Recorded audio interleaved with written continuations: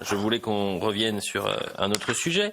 Mémoricide, ça s'appelait à nos amis, excellents amis, du canard enchaîné. C'est Gabriel Cluzel qui nous a alertés sur les réseaux sociaux. Pour être très honnête, j'avais pas vu le petit article. Alors le canard enchaîné vous a raillé, Philippe de Villiers.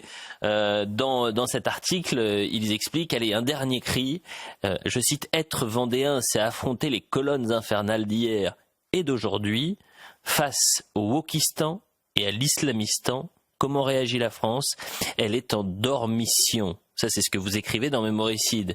Et les journalistes du Canard enchaîné expliquent bonne lecturation. Vous leur répondez quoi, mon cher Philippe de Villiers? Donc je vais d'abord leur répondre et ensuite je vais solliciter nos téléspectateurs. Alors je leur réponds... Voilà, vous caractérisez par ce propos et vous soulignez ce que j'arrête pas de dire depuis 1 an et demi dans cette émission et de dénoncer, c'est la baisse du niveau.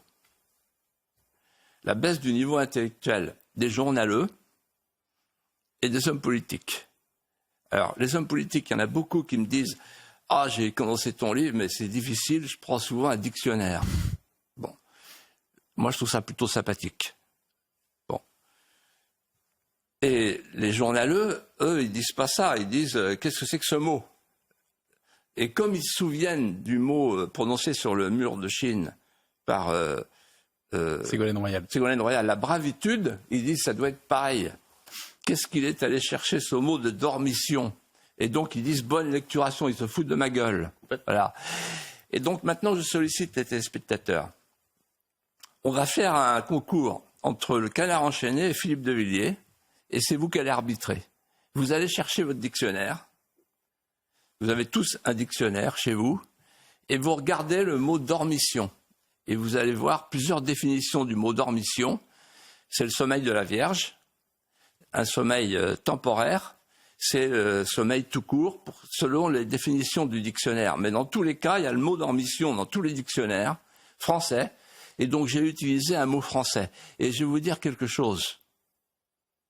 Pour conclure sur ce sujet, j'essaye de parler à la langue française. Et si mon livre a autant de succès, c'est sans doute parce que les gens se disent « c'est agréable, c'est fluide, il parle français ». Pauvre canard enchaîné, le canard enchaîné, vous savez, Robert Lamoureux disait le canard est toujours vivant. Mais là, le canard, il court, mais il est sans tête. Voilà on salue les journalistes du Canard enchaîné. Quand vous avez parlé des journaleux, vous me regardiez un peu, Philippe. Je m'inquiétais. Mais je plaisante, bien sûr. Vous êtes dans la même corporation. Bien, on va... C'est la même famille. Je ne sais pas s'ils m'accepteraient pour Noël.